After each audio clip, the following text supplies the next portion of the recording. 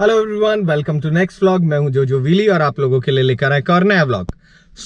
XUV 700 की जो series है उसमें अभी हमारे पास में आ रखी है MX वेरिएंट।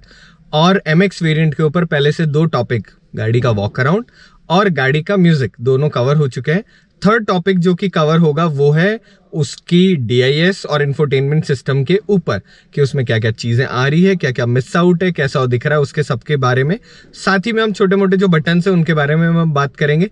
तो ये व्लॉग को शुरू करते हैं। अगर आप मेरे चैनल पर नए हैं तो चैनल को सब्सक्राइब करें, वीडियो को लाइक करें, कमेंट करें और मुझे बताएं कि क्या ऐसा टॉपिक है जो कि मिस आउट हो रहा है जिसके ऊपर हमें व्लॉग्स बनाना चाहिए। मैं हूं महिंद्रा में SUV एक्सपर्ट। ऑटो वर्ल्ड करके जयपुर में आउटलेट है। आप अगर महिंद्रा की आपको कोई सी भी गाड़ी लेनी हो तो आप ऑटो वर्ल्ड आइए, पधारिए और हमारे साथ में बैठिए। हम आपको उन गाड़ियों का एक्सपीरियंस कराएंगे, उनके बारे में बताएंगे। डिस्क्रिप्शन में मैंने ऑटो वर्ल्ड का मोबाइल नंबर और एड्रेस भी डाल रखा है। सो आप ऑटो वर्ल्ड आओ और गाड़ियों का एक्सपीरियंस लो। ये व्लॉग को शुरू करते हैं और बात करते हैं गाड़ी MX वेरिएंट है उसकी दोनों स्क्रीन के बारे में। क्योंकि जो बाकी जो स्क्रीन है उसमें मतलब आप समझ रहे हो ना, एक सिंगल पैनल अलग है और MX वेरिएंट में अलग तरीके से स्क्रीन है। तो उसी के बारे में जानना बहुत इंपॉर्टेंट है, how they feel, how they behave. तो चलिए व्लॉग को शुरू करते हैं। गाइस, सबसे पहले स्क्रीन के बारे में बात करते हैं। उससे पहले कुछ स्विचेस हैं उनके बारे में बात कर लेते हैं। सबसे पहले यहाँ पर हमारा गियर आ गया। ये तीनों एयरबैग्स की लाइट है, बीच में हैजर्ड स्विच है। हैजर्ड स्विच के साथ के अंदर बंद करो, उसके साथ में इस स्क्रीन पे वापस बैक जाने के लिए, होम पर जाने के लिए ये वाला बटन आ गया। उसी के साथ के अंदर अगर आपको स्क्रीन जो है सेवर उसको डिसेबल या अनेबल करना है तो उसके लिए स्विच है जिससे आप कर सकते हो। AC के 2 नॉब, ठंडा या गरम या ठंडा। उसी के साथ के अंदर क्या फैन स्पीड आपको चाहिए वो फैन स्पीड आप यहाँ से एडजस्ट कर सकते हो। उसी के साथ के अंदर कहाँ पर आपको हवा चाहिए ये चीज़ आप यहाँ से दे सकते हो। इसमें रेयर डिफॉगर नहीं आ रहा है तो उसका जो स्विच है वो मिस आउट है। नीचे की तरफ इकॉन करके लिखा हुआ है, AC जो इको के अंदर चले वो वाला, AC ऑन ऑफ करने के लिए, और जो एयर है वो रिसर्कुलेशन अंदर की तरफ करने के लिए। ये तो रहे यहाँ के स्विचेस। अब अपन बात करते हैं टच स्क्रीन की। तो इसकी टच स्क्रीन जो है वो बेसिक सारी इंफॉर्मेशन शो कर रही है जो भी हमको जानना होता है। कोने के ऊपर यहाँ पर जो डेट है वो लिखी हुई आ रही है। उसके साथ में जो मोबाइल है उसका टावर जो है वो भी लिखा हुआ आ रहा है कि वो कितना आ रहा है नहीं आ रहा है। जब आप ऊपर से नीचे स्लाइड करते हैं तो इसके अंदर आप वॉल्यूम कम ज़्यादा कर सकते हो, नोटिफिकेशन और हेल्प आती है। उसके नीचे जो है जस्ट नीचे वो सोर्स के बटन है। तो इसमें सोर्स कौन से, radio, my drive, USB, Bluetooth, iPod. ये जो है ये सारे के सारे आप यहाँ से जो स्टीयरिंग कंट्रोल है इस पे जो सोर्स का बटन है इससे भी आप इसको एक्सेस कर सकते हो, देख रहे हो। और इसी तरीके से आप यहाँ से भी कर सकते हो। इसी तरीके से जब आप नीचे से ऊपर स्लाइड करोगे तो इसमें 4 चीजें आएंगी, ऐड फोल्डर, इकोसेंस, उसके अलावा माई ड्राइव मैनेजर और ओनर्स मैनुअल। नए फोल्डर आप बना के उनमें डेटा डाल सकते हो। इकोसेंस के अंदर आपको पता चलेगा कि आपकी गाड़ी की ड्राइविंग जो आप कर रहे हो कैसी कर रहे हो। माई ड्राइव मैनेजर में जाके आप चीज़ों को डिलीट, ऐड ऑन जैसे भी आपको करना है आप वो भी कर सकते हो। डिलीट भी कर सकते हो कंटेंट को और ऐड भी कर सकते हो। उसी तरीके से अगर मैं स्क्रीन को इधर की तरफ लेता हूं, 1 मिनट, ये ना ग्लिच, हाँ यस। तो इधर से मैं क्या कर सकता हूं कि जो भी मेरे को मेन्यू में एक्स्ट्रा चीज़ें डालनी है मैं यहाँ से डाल सकता हूँ, मेरे हिसाब से कस्टमाइज कर सकता हूँ। उसी तरीके से ये जो मेन्यू है इसको मैं चेंज भी कर सकता हूँ अलग अलग तरीके से, जिस पे मैं एक शॉर्ट्स बना दूँगा। ठीक है, तो अब जब इधर की तरफ आए तो हमारे पास पहले रेडियो आया, रेडियो के अलावा म्यूजिक आया, म्यूजिक के अलावा फ़ोन बुक आ गई, एप्लीकेशंस आ गई। अब एप्लीकेशन में मैं जा रहा हूँ तो वापस वो नीचे वाला मेन्यू खुल गया। ऐसा कुछ है इसमें। बेसिक जो स्क्रीन है उसमें सारे के सारे फीचर्स है जो एक कोर फीचर्स होते हैं जो हमको दिख रहे होते हैं, उसके अलावा नथिंग स्पेशल। कोने पे हमारे पास सेटिंग का ऑप्शन आ गया, बहुत इंपॉर्टेंट है सेटिंग में जब मैं जा रहा हूँ तो यहाँ आपके पास आ रहा है कि टच स्क्रीन का साउंड चाहिए नहीं चाहिए। उसके नीचे आ रहा है कि आपको सिस्टम में क्लॉक चाहिए नहीं चाहिए, और आप रीसेट कर सकते हो होम लेआउट। जब आप इधर की तरफ आ रहे हो तो आपके पास जनरल जो सेटिंग है वो आ गई कि आपको UK मैट्रिक्स में चाहिए या US इंपीरियल में चाहिए। फैक्ट्री सेटिंग आप रीसेट कर सकते हो। मैं बैक आ गया। बैक आके मैं जब डिस्प्ले में जा रहा हूँ तो इसके अंदर आ रहा है कि आपको ब्राइटनेस स्क्रीन की कम करनी है, ज़्यादा करनी है।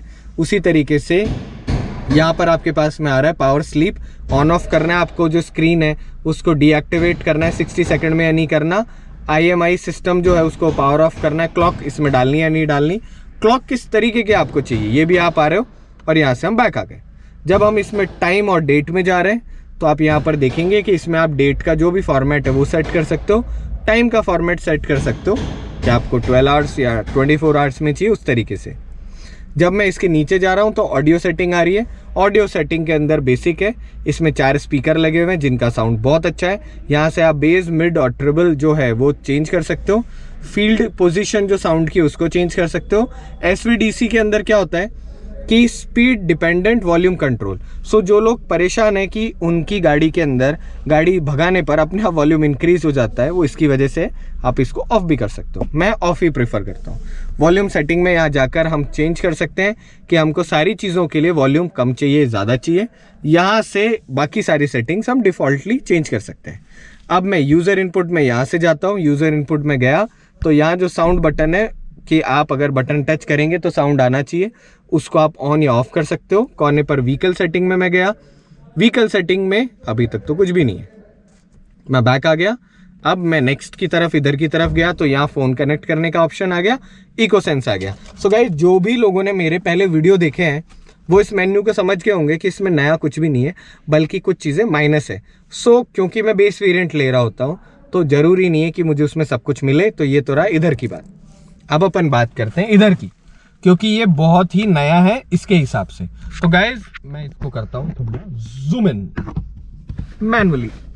तो जब मैंने इसको जूम इन करा तो मैं क्या देखता हूँ, सबसे पहले मैं इस लाइट को ऑफ करता हूँ।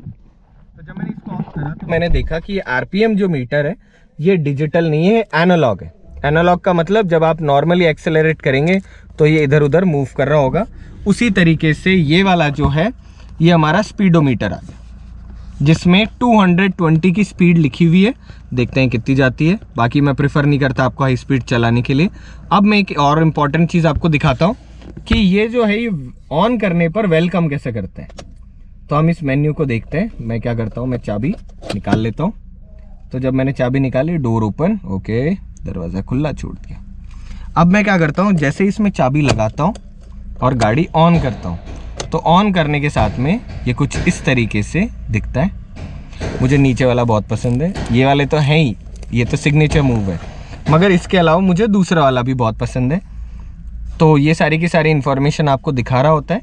ये जो बीच वाला है ये एक जो डिस्प्ले है, इसमें बहुत सारी और भी इन्फॉर्मेशन हमको दिख रही होती है जिसके बारे में हम बात करते हैं। कोने पर यहाँ पर हमारे पास में आज का जो टाइम चल रहा है वो दिखा रहा होता है। ये दिखा रहा होता है कि आप कौन से मेन्यू के अंदर है। नीचे की तरफ जो आपका बेसिक सेटिंग्स है वो सारी की सारी दिखा रहा होता है। यहाँ पर हमारा फ्यूल और यहाँ पर गाड़ी हीट कितनी हो रही है इसके बारे में है। सेम टाइम मैं आपको दिखाना चाहूँगा कि आप इससे जब इधर की तरफ आएँ तो ये जो कंसोल है इसके अंदर, उस कंसोल के अंदर ये जो स्विचेस है आपको दिख रहे हैं, ये वाले स्विचेस, इन स्विचेस की हेल्प से ही ये आगे वाला जो मेन्यू है काम करेगा। तो इसमें सबसे पहले हो गई बुक के बाद में इस कोने के अंदर जब हम गए तो इसके अंदर आ गया हमारा एंटर। आप कौन से मेन्यू में अंदर जाना है, मेन्यू में ऊपर और नीचे जाना। और ये है हाइब्रिड बटन, जिसमें जब आप गाड़ी रोकते हैं तो अपने आप जो इंजन ऑफ हो जाता है उसका फंक्शन है। जब भी आप गाड़ी ऑफ करके ऑन करेंगे हरदम ये वाला बटन काम करेगा। तो आपको करना क्या होगा, आपको यहाँ से ही इसको ऑफ करना होगा। होता है ना हर बार, अगर आप उस चीज़ से परेशान है कि आपकी गाड़ी अपने आप क्लच मतलब रेड लाइट पे रोकते हैं और ऑफ हो जाती है, तो आपको इसको बटन को ऑफ करना होगा। उसके बाद आपकी गाड़ी न्यूट्रल में या कहीं पर आप रुकेंगे 2 मिनट आइडल में तो ऑफ नहीं होगी। ये इसलिए होता है ताकि आप फ्यूल थोड़ा बचा सकें। तो आइए अब इस मेन्यू की बात करते हैं कि इस मेन्यू के अंदर क्या क्या चीज़ें हैं जो कि इम्पॉर्टेंट है।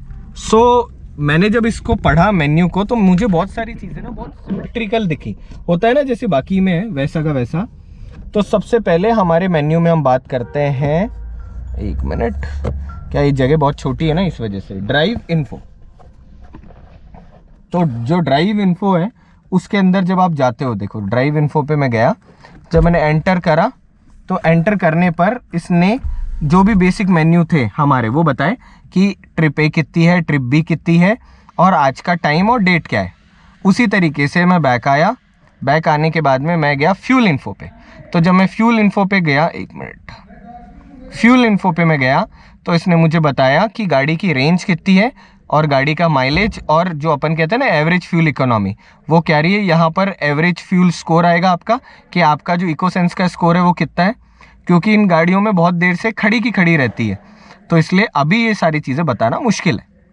फिर इसके बाद में जैसे ही हम अगली चीज़ के ऊपर गए, वो आया डिजिटल स्पीड। इसके ऊपर मैंने एक शॉर्ट्स बनाया। तो जैसे आप इसके अंदर एंटर करेंगे, होगा क्या कि ये आपकी डिजिटल स्पीड आपकी सेंटर में दिख रही होगी। जैसे ये एनालॉग होगी वैसे डिजिटल।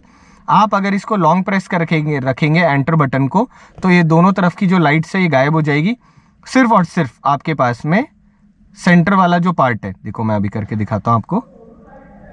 अब आप देखो सिर्फ सेंटर वाले पार्ट की रोशनी है। तो जब आप रात को गाड़ी चलाएंगे तो ये और ज़्यादा आपको हेल्पफुल रहेगा। आप चाहें तो इसको वापस ऑन कर सकते हो। जैसे आप एंटर वाला बटन है उसको अगर लॉन्ग प्रेस करके रखेंगे तो ऑन हो जाएगा।